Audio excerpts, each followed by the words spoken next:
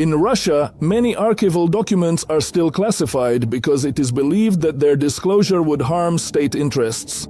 This is understandable when it comes to events that happened even 70 years ago. Some participants in those events are still alive. But why are the archives from the time of the 1917 revolution still classified? Many documents related to the activities of the highest bodies of state power of the USSR from the 1930s to the 1980s, especially during the period of the Second World War, remain inaccessible to researchers. The NKVD archives related to the Great Terror of the 1930s are classified until the year 2044. So, at best, the truth about this tragic time will be revealed to the children of today's researchers. But that's not entirely accurate.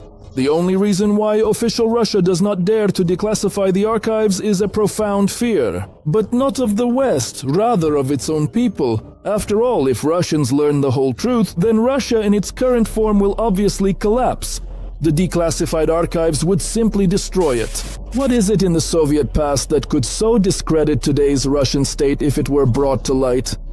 The Kremlin is unlikely to ever fully declassify the files from the period of the Soviet state's formation, namely on the organization and execution of mass Red Terror during the Civil War years, on the origins of the Bolshevik Party's funds during the revolution, on secret negotiations between Soviet leadership and Kaiser's Germany, the Entente, and Western financial circles, on the background of the Brest-Litovsk peace, and the role of certain individuals in its conclusion, on the cooperation between the Bolsheviks and pan-Islamists in the revolutionary agitation of the East, on the use of military advisors from Germany and Austria-Hungary to create the Red Army, on the role of the hostage system in forcing specialists to work for Soviet power, on the total genocide of the bourgeoisie in Petrograd in 1918, on the suppression of popular uprisings in 1918 to 1921, and on the organization of the famine in the Volga region.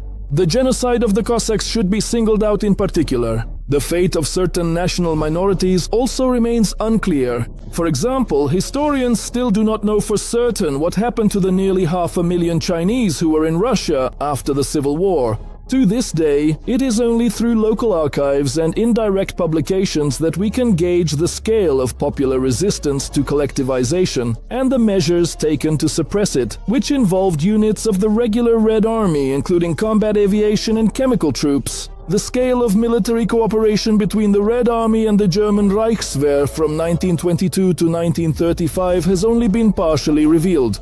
The extent of the sale abroad by the Soviet government of cultural valuables from private collections confiscated during the revolution and from the reserves of state museums also remains unknown. It is unlikely that Russia will ever disclose all the documents related to the origins of the mass famine in Ukraine and Kazakhstan, the regions most affected by collectivization. With regard to the period of the Second World War, the declassification of plans for an offensive war against Germany, concerning the division of the world into spheres of influence with respect to neighboring states, could clearly harm the state. Historians suspect that there is also a taboo on publishing the true data about the USSR's losses in the Second World War. Historians in Russia are denied access to notes, information, reports, telegrams, ciphered messages, and correspondence of Stalin and the Defense Commissariat he headed during the war years. It is also clear that if there really was an order from Stalin to evict all World War II invalids from major cities in a single day, any documents attesting to this will never be made public in Russia. If you are interested in the history of World War II, you can find a more detailed video about the classified documents from that period on our Patreon. Follow the link in the suggestion, in the description, or in the first comment.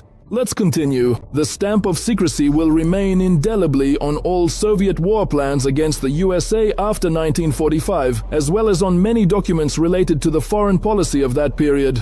The closer we get to our own time, the more these documents affect the interests of the ruling elites not only in Russia, but also in countries considered strategic partners of the Russian Federation in the Third World. The materials of the special services from this period have probably not lost their relevance even on a personal level to this day. The military plans of the late USSR may have undergone very few changes even now. It is unlikely that Russian citizens will ever learn the true scale of the gratuitous aid provided by the USSR, which remains classified in Russia, but may have been preserved in the archives of former Soviet republics, now independent states, and could be published by them. In addition, it is well known that, for example, the University of Toronto Library has a complete inventory of the Moscow Stalin Fund available to the public. The main thing is that the pages sealed in Moscow, those hidden under the label "secret," for some reason have come to life there, and anyone interested can access them. That is, in some cases, what is classified in the capital of Russia may very well be open for review in, say, the Library of Congress. However, unfortunately, this only applies to a portion of the materials. The main body of important secret archives remains locked away behind 7 seals. However, Russia's policies are not eternal. Many viewers have lived through events that testify to this, and some have even participated in them. Only certain archival documents will never be declassified for sure. These are the documents that were destroyed without a trace. According to many accounts, the secret commission of the CPSU Central Committee for Investigating Unlawful Repressions, created by Nikita Khrushchev after the 20th Congress, destroyed quite a few documents on his orders. Documents that reflected Khrushchev's personal role in organizing these repressions. If no copies of these documents have survived, it is clear that much about Stalin's Great Terror will never be known to humanity. It is also written that, at the end of Stalin's life, all personal records of military conscripts created before and during World War II were destroyed. This was done to conceal the true number of human losses in the war.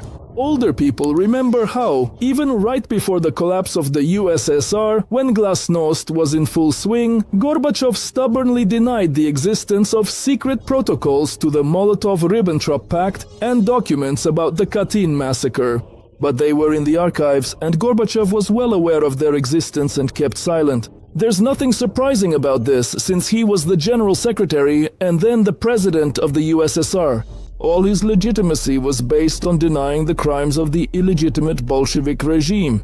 The current authorities don't want to open the archives for the same reason.